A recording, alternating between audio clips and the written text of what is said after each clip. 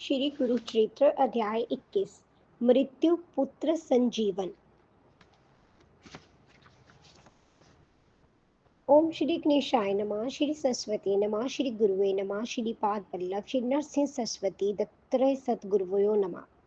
सिद्ध मुनि ने अपनी कथा जारी रखते हुए कहा, तब उस भीड़ में से एक साधु प्रकट होकर उस स्त्री के पास गया वह बोला, मेरी पुत्री, तुम अपने पुत्र की मृत्यु पर इतना रुद्र क्यों कर रही हो? उसके शरीर के लिए या उसकी आत्मा के लिए? वह यदि एक शरीर था तो अब भी ये तुम्हारे समक्ष पूर्ण मांस, हड्डियों व चमड़ी सहित उपस्थित है। यदि तुम आत्मा के लिए रुद्र कर रहे हो तो वह जन्म मृत्यु के चक्र से परे है। तब तुम किस वस्तु के लिए रुद्र कर शोक कर रही हो? जब से पृथ्वी की सृष्टि हुई है, ये तो कर्म तथा अवतरण के तीनों गुण एक चमत्कार की तरह है। इनके सत्य होने पर विश्वास कैसे किया जा सकता है? सभी संबंध जैसे माँ, बाप व बेटे आदि स्वयं के बनाए हुए हैं तथा भ्रम है। ये वैसे ही अकस्मात है जैसे लकड़ी के दो लट्ठे नदी बहते हुए किनारे आकर मिल जाएं तथा जल के तेज प्रवाह से पुनः अलग हो जाएं।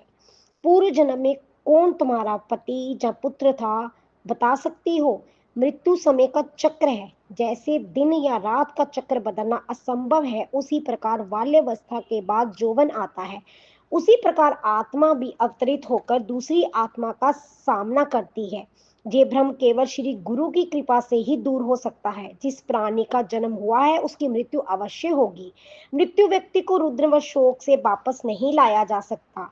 उस स्त्री ने महात्मा को बीच में टोका, आपकी ये आध्यात्मिक शिक्षा इस पल मेरी समझ में नहीं आ रही है। मैं उन प्रभु पर कैसे विश्वास करूं जिन्होंने मुझे फल दिया व अपना वचन ना निभा सके? वह स्त्री शीघ्र ही अपने पुत्र का पार्थिव शरीर उठाकर श्री गुरु की कुटिया पर पहुंची तथा अपना शीश कठोरता से श्री गुरु की पादुकाओं पर पटकना आरंभ कर दिया। उसने सूर्यास्त के समय भी अपने पुत्र को मृत श्री दाह संस्कार के लिए देने से मना कर दिया। जो नर वहां उपस्थित थे वह शोकाकुल दंपति को वहीं छोड़कर चले गए। उसी रात श्री गुरु उस स्त्री के सपन में प्रकट हुए और कहा, मेरी पुत्री, मैंने तुम्हारे साथ क्या अनर्थ किया? मैंने तुम्हें आशीर्वाद दिया। जिस आत्मा ने तुम्हारे पुत्र के शरीर को छोड़ दिया था उसे लौटा लाया हूँ। ये कहकर श्री गुरु अंतर्ध्यान हो गए। तब उस स्त्री को निंद्र टूटी। तब उसने अपने पुत्र को जीवित देखकर अत्यंत प्रसन्न हुई। उसने समस्त कथा अपने पति को सुनाई। उसे भी अपार प्रसन्नता हुई। उस आशीर्वादित दंपति ने अत्यधिक विश्वास से गूलर के वृक्ष की परिक्रमा की तथा श्री गुरु की पादुकाओं की वंदना की।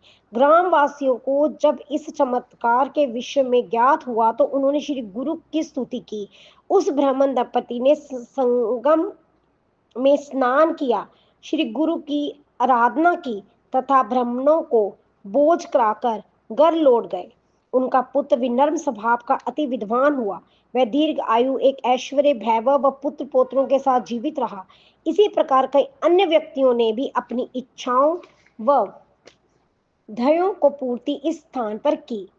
इस कलियुग में श्री नरसिंह सरस्वती अपने आत्म स्वरूप में सदैव जीवित रहते हैं। वह प्रत्येक भक्त की प्रार्थना को उत्तर देते हैं तथा उन्हें आशीर्वाद देने के लिए तत्पर रहते हैं। जो भी उनकी श्रद्धा व भक्ति से सेवा करता है वह श्रेष्ठ फल पाता है। इस प्रकार श्री गुरुचित्र परम अमृत कथा, जो नरसिंह सरस्वती का आख्यान सिद्ध नामक धारक संवाद के रूप में कहा गया है, उसका मृत्यु पुत्र संजीवन नामक 21वां अध्याय संपूर्ण हुआ। जय मैं श्री गुरु दत्तात्रेय को समर्पित करता हूँ। ओम श्री दत्तात्रेय नमः।